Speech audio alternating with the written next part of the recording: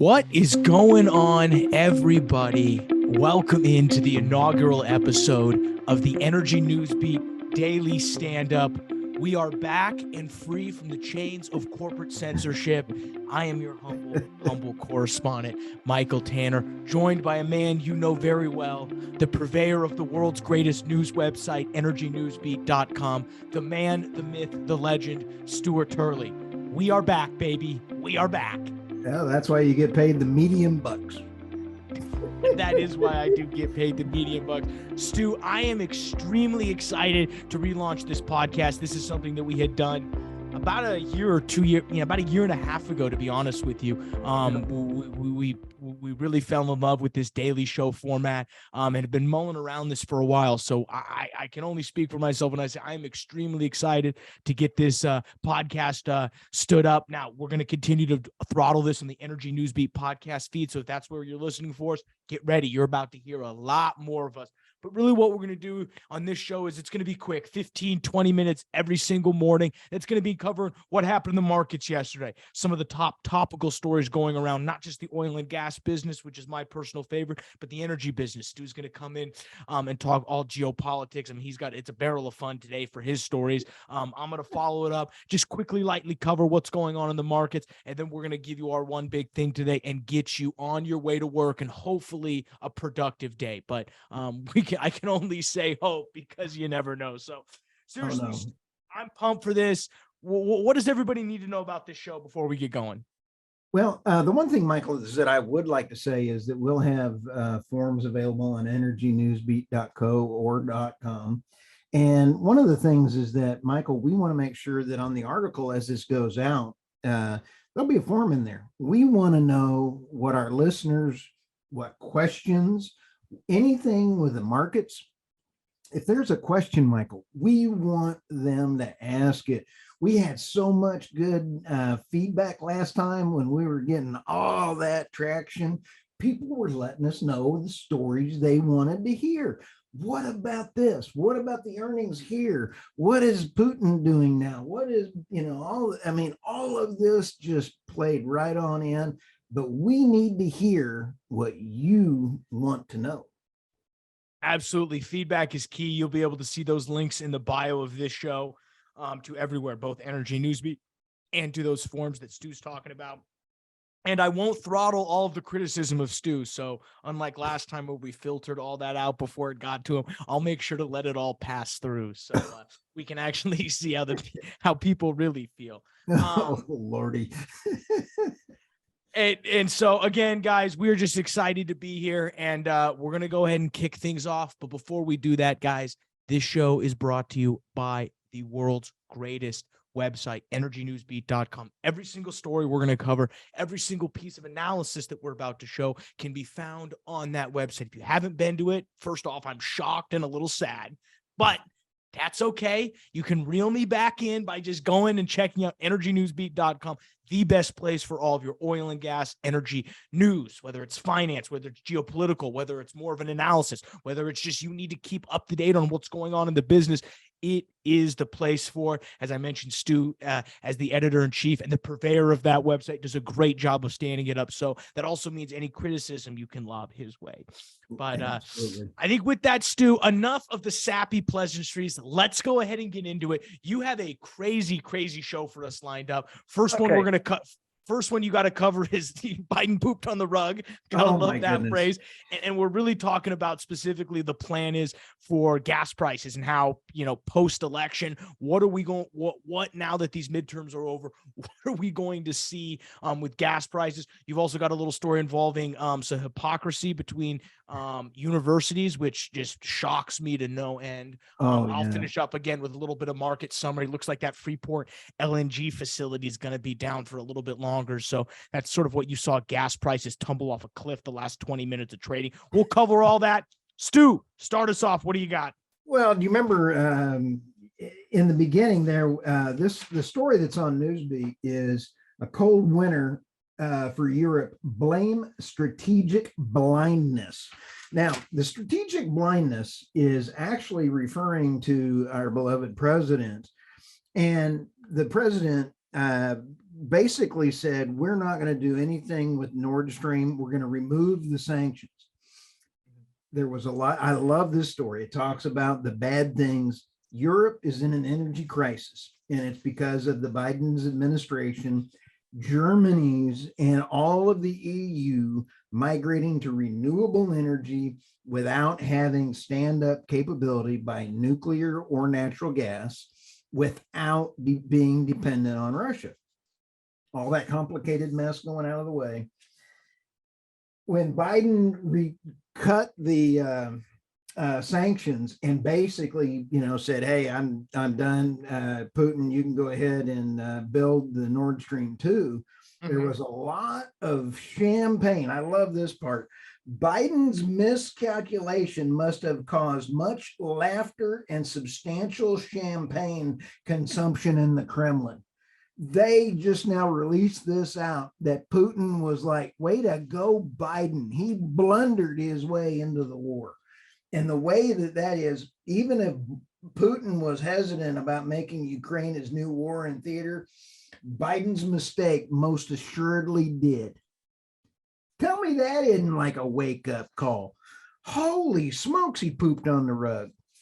Yeah, this energy crisis that we find ourselves in right now is, kind of like, it's a whole mix of things. And I kind of consider it the straw that broke the camel's back. There's multiple different threads that go into this. And I think one of the big threads that you've identified was the mishandling of, if you do want to switch to renewables, that's fine. Switch to renewables, but understand the limitation of what that will take, and understanding the consequences of not having, backup on-site generation to be able to, as you said, stand up these renewables when they can't regenerate and recharge their batteries. So I don't want to, I'll disagree with you a little bit and say, I don't think we're not solely in this reason because of Biden. I don't think Biden caused COVID. And I think COVID and the supply shock has a lot to do with what we're seeing on the refinery standpoint.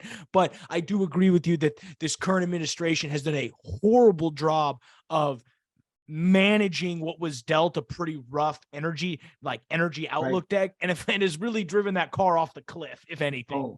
It was heading to the cliff. Biden just stepped in and kept driving it off. No, and in fact, what was that, Thelma and Louise, when they went off the Grand Canyon? I almost want to put a meme up on this show of Biden and Secretary Granholm. Anyway, okay. Here's another article. Jay Young's article tomorrow is being released, and it has got some great tidbits in there. J.R. Young is the president and CEO of King Operating Corporation.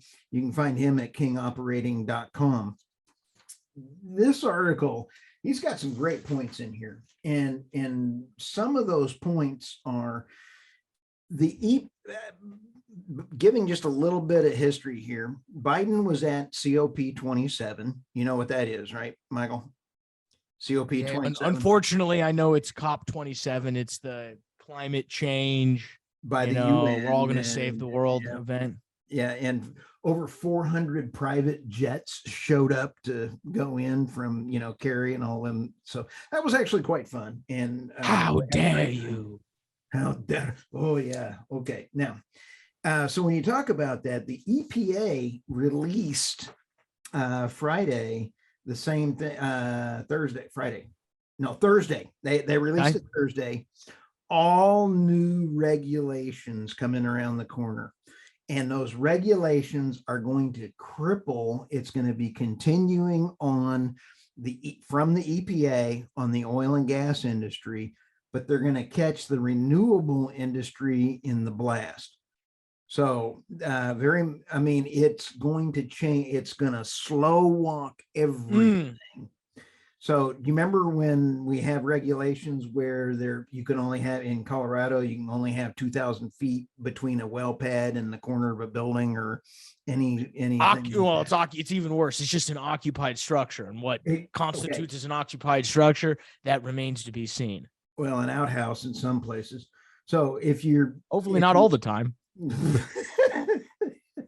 So anyway, that's the kind of regulations that we're trying to go through all this. And it is a nightmare. It's going to cost the bottom line is all of this legislation and legislation through regulation, and they are going to regulate more and more costs to energy to the consumers. And I think the thing that I need to hammer home on regulation is that regulations only hurt the small players. ExxonMobil does not really care at the end of the day if there's more regulation on them. They do to a degree, but they also don't. Regulation hurts new players, new entrants. It raises the barrier of entry for small startups who want to get in, and it allows the big players to continue to establish dominance. So even I don't like regulation to begin with, but even if you like regulation, and again, you have to understand the cycles, and that's what I just think people. It's the thing I harp on the most when it comes to regulations. Not even the regulation itself, is that pure regulation does not help the small guy. It only helps the big guys. I'll tell you one step further. Over-regulating, some regulations are good. Over-regulating ends up passing more expensive costs to the consumers. Yeah, and you end up with 3-4 companies that can do anything because they're the only people look at the medical industry. I'm not saying the medical industry is over-regulated. It should be regulated, but my brother works for a biomedical engineering company. There's only like 4 of them because of the amount of regulation involved. And I mean, we had a conversation this weekend talking about how, they pretty much just buy up small startups because the cost to actually get a medical product to production and on a human or in a trial or is billions of dollars. And there's only 4 or 5 companies that can do that. Well, Michael, all you have to do is have a pandemic, shoot everybody up, and it's a live trial. Okay. I don't mean to go into the medical space specifically, but the idea that regulation is blanketly good. Yes, some regulation is good. We shouldn't just have oil spilling out onto the ground. We shouldn't be shoveling it in tanks. But over-regulation hurts the small guys. Yes, couldn't agree more. The big quotes out of that new regulation, or I like to say legislation through regulation, is they have called the EPA, followed up with a release of massive regulations, a super emitter response program. This response is aimed at the U.S. oil and gas market as, quote, they are the nation's largest industrial source of methane. Now, it's through the EPA, they're going to shut it down. That's how they've stopped all the pipelines to Pennsylvania. Now, I talked to, on Friday, Dave Callahan, the president of the Marcellus Shale Coalition. He's got some great stuff. They're having some stuff come around the corner on that. Now, Michael, we talked about stable energy and renewable. The whole problem is those regulations are going to kill the power grids and everything else. When you have wind and solar, you have the power grid, what's called the balancing authorities. The balancing authorities, or the BAs, have to reach out, and if a wind farm is here and there's no wind, which is happening in Germany a lot, and they're having some serious problems, they have to reach out and fire up either a coal plant or a natural gas plant, or they have to reach out and they have to go back and forth. So you always have to have power on standby. Yep. This is going to play into our other story here in a sec. Steady standby is either considered nuclear or natural gas. And the Biden administration snuck in some regulations for natural gas, but the EPA is not going to let them put in pipelines in order to do it. Go figure this one out. Just blow a little bit. Oh, okay. Just blow a little bit. Okay, I got a few things to laugh about that one.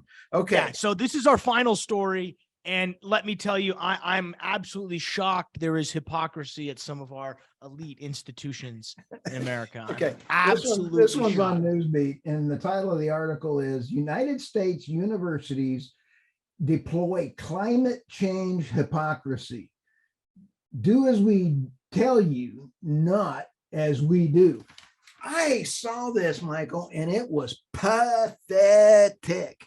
I am like, okay, not only are they producing out stupid people out of college, I think you're. Hey, I'm a college grad. So I'm a college grad. Okay, the School of Mines, you're got an undergrad and you got a I feel you. Masters, School of Mines does not count in this. The pedigree coming out of the School of Mines is phenomenal.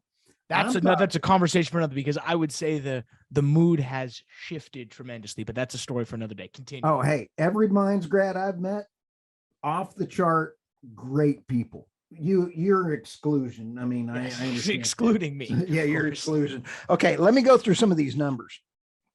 Okay. This report by Reuters was absolutely unbelievable. The list of the big emitters of universities, they had about 103 of them, Michael, and they were Dartmouth College, University of North Carolina, University of Kentucky, Harvard, a lot of the Ivy League schools, and Harvard, $51 billion endowment. These folks got the bucks.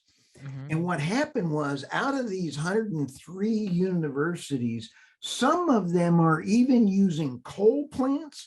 They're using oil fired. And I want to go through some of the stats here real quick. But some of them are even using power plants that were put in when John F. Kennedy was president. All right, now let's roll here. Energy production is one of the most biggest contributors to global warming.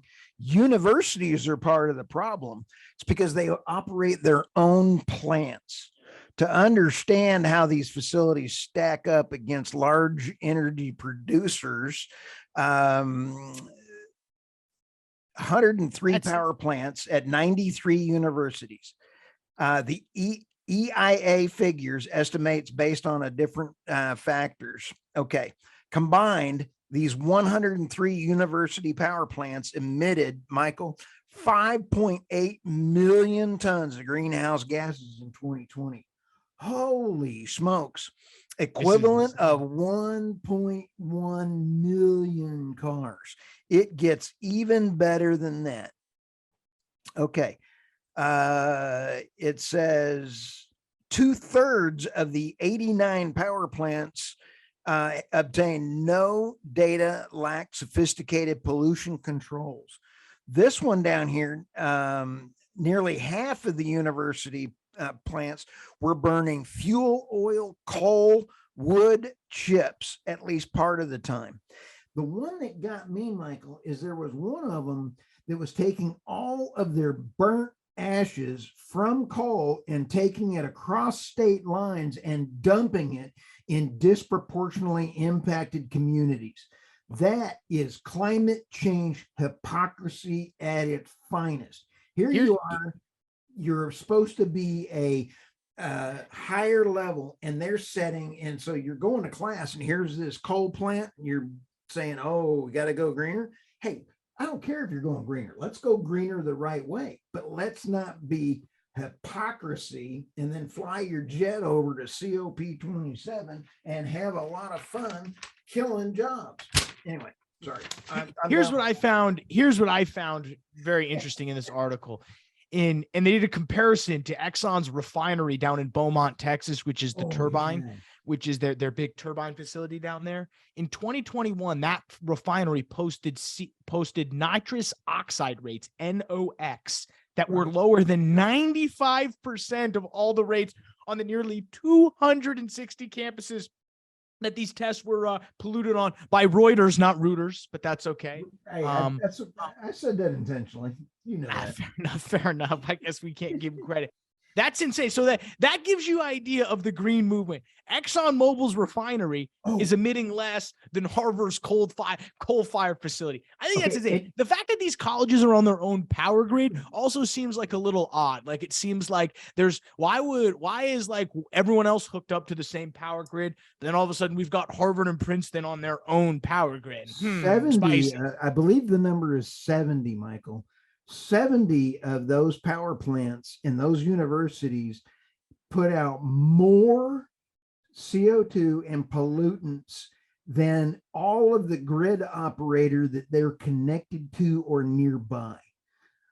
Oh, so the private one, it combines. So, I mean, they are even polluting more than their local business counterparts. I just found this hypocrisy disgusting. Anyway, thanks for letting me rant. Way to kick it off. Way to kick off a great show. And no, Stu's going to be coming at you each and every day with some of the top stories from energynewsbeat.com for that day. And I guess we might as well look at the markets here again. We're sitting here recording this Sunday night, so markets are still closed right now. I think the big thing to be watching for today, and for you guys is specifically, where are oil prices going? We're sitting at 88.96 right now. Hopefully as we turn over tonight into your guys' commute tomorrow morning, we're going to be able to see oil prices float back towards that 90. We had a small build in commercial crude oil stocks last week relative to where the SPR ended at. So it'll be very interesting to see now that we're post-election, what some of this EIA data looks like if we start drawing a little bit more than we think. I know Stu's got some thoughts on that. Natural gas currently sitting at $5.90 right now. It was all the way up to $6.60 till about 15 minutes before the market closed and absolutely dropped. And that's the one story I want to cover about why that happened, is specifically Fremont LNG facility. If you guys have at all covered the natural gas markets, the Freeport LNG facility is the largest LNG export terminal right now in the United States, and it has been offline for about 6 to 9, or about like 9-ish months right now. And it just is, and it was scheduled to come online at the end of this month, until it wasn't, according to our friends over at according to our friends over at Energy Intel. You can check this article out also on www.energynewsbeat.com. The Freeport LNG facility is not likely to return to service until at least January, 2 months later than the company's most recent date target. Given the dramatic changes in the LNG market, it is unclear how much the market impact the delay will have. Good one, Energy Intel, because clearly the market cut out about 6, dropped about 5.5 percentage points based off of that. So clearly people think that's an issue. And again, why is this LNG facility so important? You're gonna hear me pound the table over and over for it. With inflated prices going on in Europe right now, somewhere in the $11 to $12 range, the moment we can begin to export LNG, even with buying a tanker, loading it up and floating it across the Pacific or Atlantic, companies are going to do that all day because there was more money selling at the inflated prices in Europe than selling it in here. So what's that going to do to the United States? Gas prices are going to spike. So it's why you see the market sort of shifting off news based on this LNG facility. This LNG facility comes online, prices should spike because now all of a sudden we're sending gas that we could keep here overseas, which, free market economy, that's what's going to happen. And the downside, when this market is closed, or, which way you look at it, when this facility is offline, more gas is available to stay here because, again, you have to liquefy this natural gas. It makes it really difficult. Specialized facilities, they're not cheap to build. They're definitely in the 10 to 20 billion range for these type of export facilities. So I wouldn't necessarily bank on specific things, but that's really what we're seeing in the markets. Again, depending on from the weather outlook, that's the other thing to look at this week for natural gas. It'll be interesting to see. I know we have some weather events coming in. We had not much last week. I forget what was the name of the hurricane that came last week. It ended up being not much. It hit just Florida. Yeah. We didn't have much Gulf of Mexico production on. Tuesday, we're going to get the API stock data. Wednesday, EIA will drop their crude stock data and confirm or deny. Thursday, we get natural gas inventory. So, it'll be very interesting to see how that build goes. And then Friday, we will get drilling rig counts. And that's really the couple things I'm looking for, Stu. Again, we're pretty light on this Monday. Tomorrow's going to be the big show for us. Hopefully we were right on gas prices. Michael, we did have a question come in on Energy Newsbeat on Thursday. And that question was, what happens if Biden bans exports? What will that lower prices? And I responded to that question, no, it will increase prices. And the increase on the prices is because of the Jones Act. And back east, they're having to buy natural gas from Europe. Yeah. They bought 10 of them, bringing them into Boston. And it's because they are now on world markets. Yeah. So, and then the diesel crisis we're in is the same way. So we won't be able to export. Guess what? We're still importing a bunch for our other ones. So if anybody hears that they're now thinking canceling all exports, price is going to go up again. So that's another thing to watch for. I think the Jones Act is up there in some of like the dumbest pieces of legislation of all time, but that's a story for another show. Stu, what do people need to be watching out for today? Well, other than just trying to keep your head down, stay alive, and keep on working. Yeah, and just remember, guys, don't hit reply all to that email. Just hit reply. Do not hit reply all. That's the one piece of advice we've got for you today. Guys, we are so excited to be here. I'm super fired up, Stu, to be back. We're going to be coming at you each and every day. So if you don't get tired of us by the middle of next week, we appreciate you guys sticking around, and we will see you guys tomorrow. And send your questions.